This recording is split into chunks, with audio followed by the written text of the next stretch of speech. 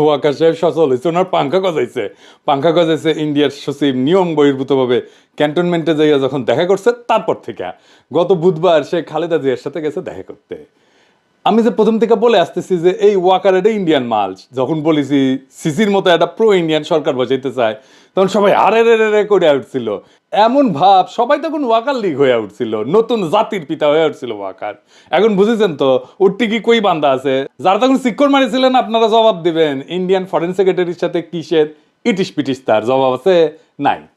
Indian foreign secretary যে পানি পড়া দিছে তার ভিত্তিতে এখন বাংলাদেশের রাজনীতির ইস্যুগুলো শেপ নিবে, আমি কয়ে রাখলাম লিখে রাখেন।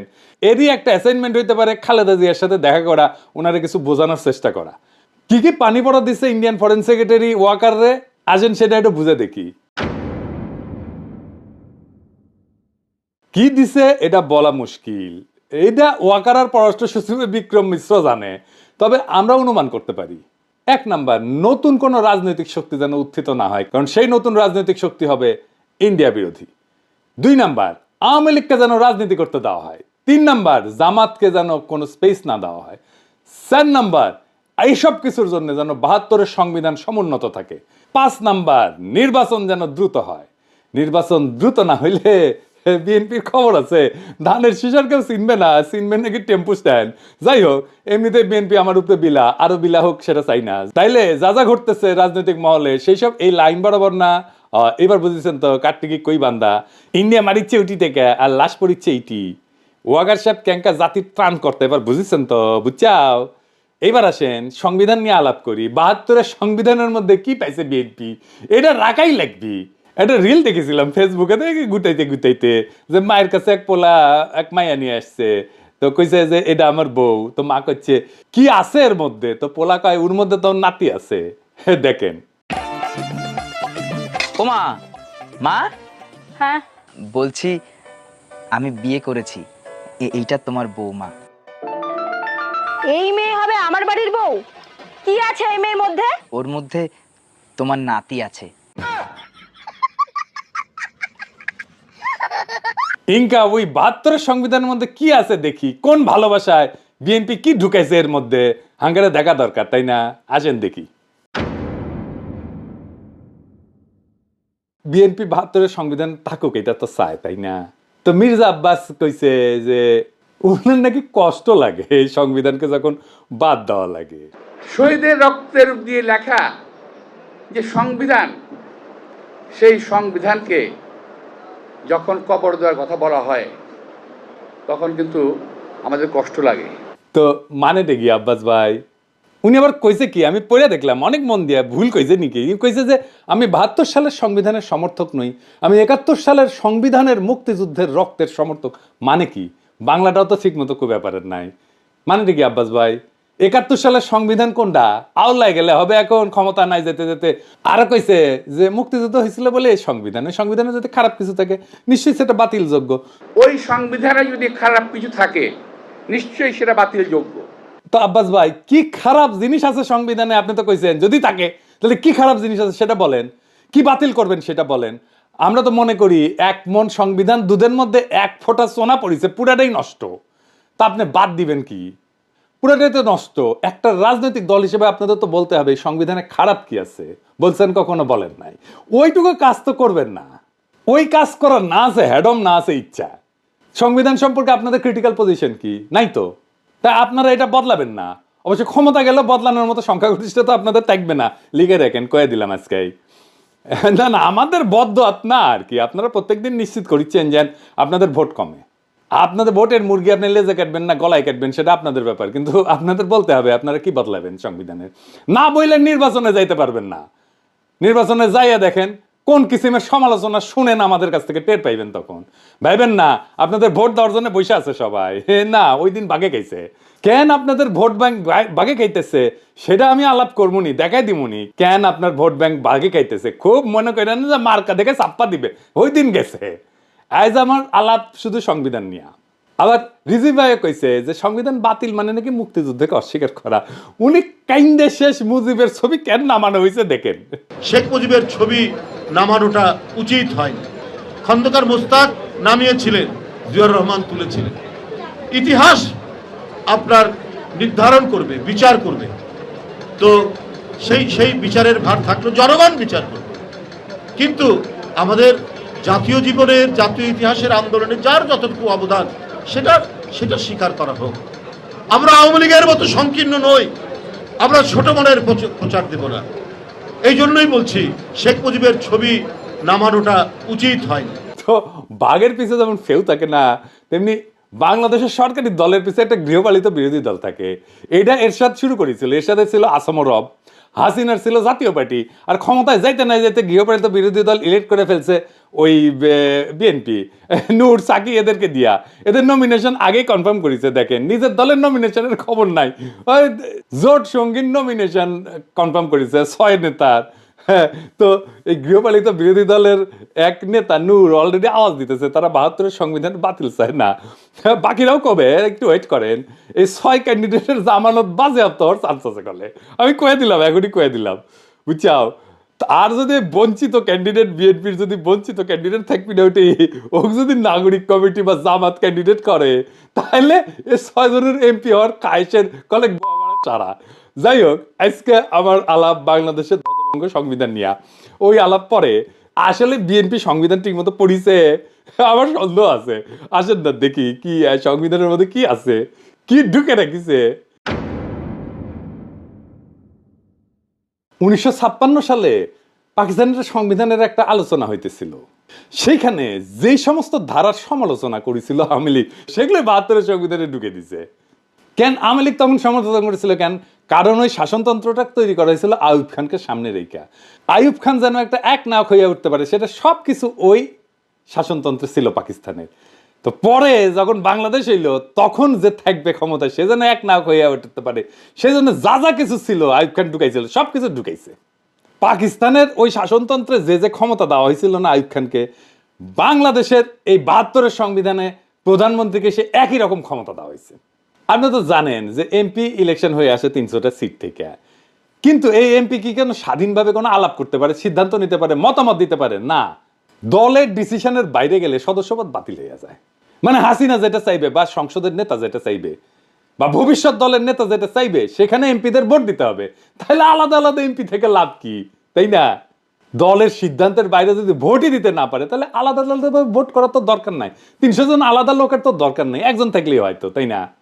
এই সংবিধানে মিশামিশি মেলা কথা লেখা আছে, কথা দিয়ে ভরে রেখেছে আর কি।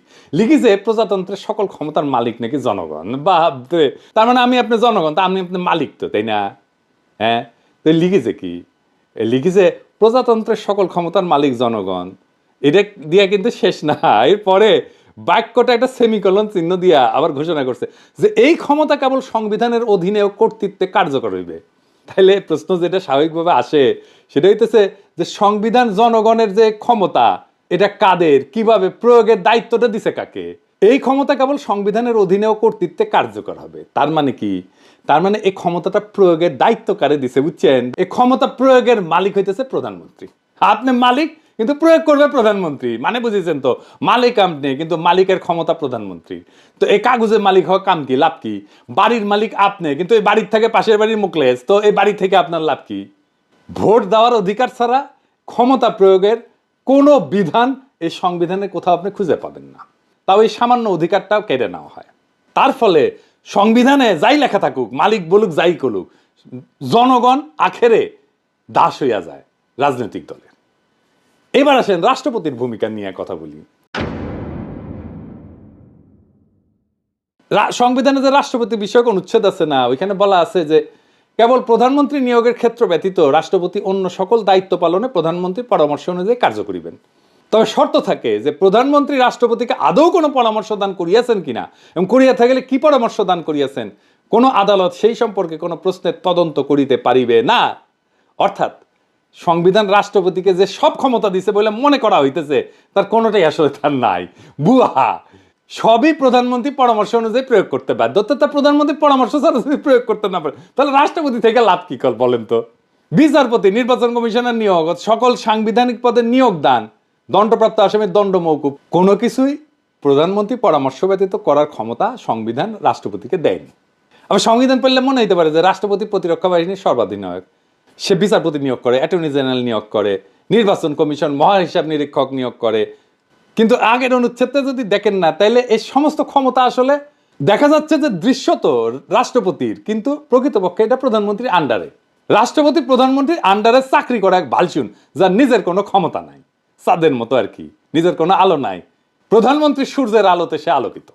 তো সংবিধান অনুসারে বলছে যে রাষ্ট্রপতির আছে প্রধানমন্ত্রী নিয়োগের ক্ষমতা, কিন্তু এবার বলাও আছে যে সংসদের সংখ্যাগরিষ্ঠ সদস্যের আস্থাভাজন বলে রাষ্ট্রপতির নিয়োগ প্রতীয়মান হইতে হবে।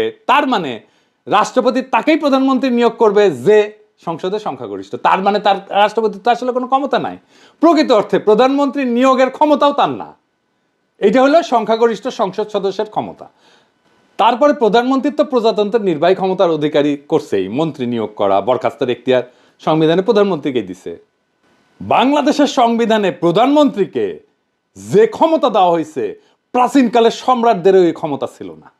আচ্ছা, এবার আসেন, পৃথিবীর সব দেশে ইমপিচ করা যায় রাষ্ট্রপ্রধানকে, তাই না?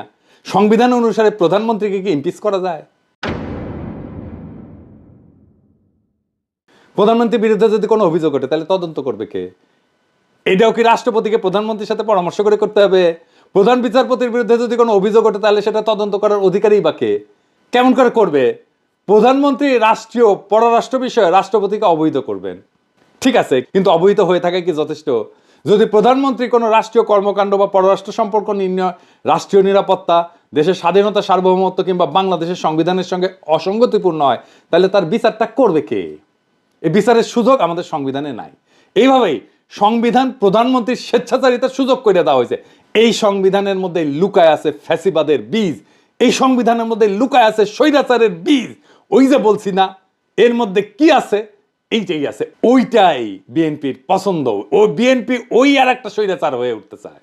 এই যে আভ্যন্তরীণ রাজনীতি, অর্থনীতি, আইন শৃঙ্খলা পরিস্থিতিতে বিশৃঙ্খলা, অরাজকতা, এমনকি দেশদ্রোহিতা করছে যে হাসিনা, এর জন্য হাসিনাকে দায়ী, দোষী সাব্যস্ত করা, বিচার করার সাংবিধানিক সুযোগ সংবিধানে নাই। বুঝছাও? বিশ্বের সবচেয়ে ক্ষমতাধর ব্যক্তিকে, মার্কিন প্রেসিডেন্ট তো, তাই না, তারই ইমপিচ করা যায়। আর আমাদের সংবিধান এমন যে প্রধানমন্ত্রীকে ইমপিচ করা তো দূরে থাক, সাংবিধানিকভাবে তার কাছে জবাবদিহিতা চাওয়ার এবং আদায় করার কোনো সুযোগ নাই, ব্যবস্থাও নাই। এই জন্যই এই সংবিধান, ৭২-এর সংবিধান এত পছন্দ বিএনপির। বুঝছাও? এইবার আসেন দেখি যে রাষ্ট্র তার ঘোষিত নীতির উল্টা নীতিও এই সংবিধানের বলে বাস্তবায়ন করতে পারে। কেমনে? আসেন দেখি। সংবিধানে রাষ্ট্র পরিচালনার মূলনীতি লেখা আছে। তো একটা মূলনীতির তো একটা অংশ রাজনৈতিক, আমরা জানি, এবং একটা অংশ অর্থনৈতিক। রাষ্ট্র যে রাজনৈতিক এবং অর্থনৈতিক লক্ষ্য নির্ধারণ করছে, তার বাস্তবায়ন আদালতের এখতিয়ারের বাইরে রাখা হয়েছে। এই নিয়ে যদি কোনো প্রশ্ন নাও তোলা হয়, আর যদি রাষ্ট্র যদি তার ঘোষিত নীতির বিপরীতে কোনো নীতি বাস্তবায়ন করতে যায়, তাহলে সেটা আদালতে যায় বন্ধ করা যাবে না। যেমন ধরেন, আমাদের রাষ্ট্রীয় মূলনীতিতে স্বাস্থ্যকে, চিকিৎসাকে একটা মৌলিক অধিকার হিসেবে বর্ণনা করা হয়েছে। এখন আপনি যদি চিকিৎসা না পান, চিকিৎসা দিতে যদি না পারে, আপনি কি আদালতে যে মামলা করে দিতে পারবেন রাষ্ট্রের বিরুদ্ধে, সরকারের বিরুদ্ধে? পারবেন না। তো তাইলে মৌলিক অধিকার থেকে লাভ কি? এই সংসদকে 2/3 ভোটে সংবিধানের সব কিছু পরিবর্তন, স্থগিত, এটার ক্ষমতা দেওয়া হয়েছে। যেটা এমনকি মূলনীতি হইলেও, সংবিধানের মূলনীতি হইলেও, রাষ্ট্রীয় মূলনীতি হইলেও, সেটা মৌলিক অধিকার হইলেও, এমন যে কোনো কিছুই সে স্থগিত করে দিতে পারে, নষ্ট করে দিতে পারে। রাষ্ট্রের মূলনীতি বাস্তবে প্রয়োগ না করে সম্পূর্ণ বিপরীত পথে চললেও তা কোনোভাবে সংবিধানের লঙ্ঘন হবে না, যদি 2/3 ভোট আপনি পান। এবং এই রাহাজানি বন্ধ করার কোনো সাংবিধানিক ব্যবস্থা এই সংবিধানে নাই। 2/3 ভোট নিয়ে বাংলাদেশের নাম যদি গান্ডুল্যান্ড করে দেওয়া হয়, তাও সই, সেটাও সংবিধান সম্মত। আর এই সংবিধানে হাত দিতে হলে বিএনপি ব্যথা পায়। তো সংবিধান যদি জনগণের অভিপ্রায় প্রকাশ হয়, তার স্বাধীনতা রক্ষার সনদ হয়, তাহলে জনগণের ঊর্ধ্বে তো কারো অবস্থান হইতে পারে না। কিন্তু এমপিরা জনগণের ঊর্ধ্বে হয়ে যায় যদি তার 2/3 সংখ্যাগরিষ্ঠতা থাকে। সুতরাং জনগণ তার জাতীয় বা রাষ্ট্রীয় অভিপ্রায় হিসেবে যা ঠিক করবে, সেটা সংশোধনের এখতিয়ার কোনোভাবেই এই এমপিদের কাছে থাকতে পারে না। কিন্তু এই সংবিধানে আছে। জনগণের অনুমোদন ছাড়া সংবিধান সংশোধন হইতে পারে না, কিন্তু এই সংবিধানে করা যায়। আমেরিকার কথা ধরেন, সংবিধান সংশোধনের এখতিয়ার তো সিনেটের হাতে থাকে না। কেন থাকে না? কারণ সিনেট সদস্যরা নিজেরাই এই সংবিধানের মাধ্যমে ক্ষমতা নেয়। সুতরাং তারা নিজেরা যদি সংবিধান সংশোধন করতে যায়, তাহলে নিজেদের ক্ষমতা এবং কর্তৃত্বের যে উৎস, তাকেই অস্বীকার করা হয়।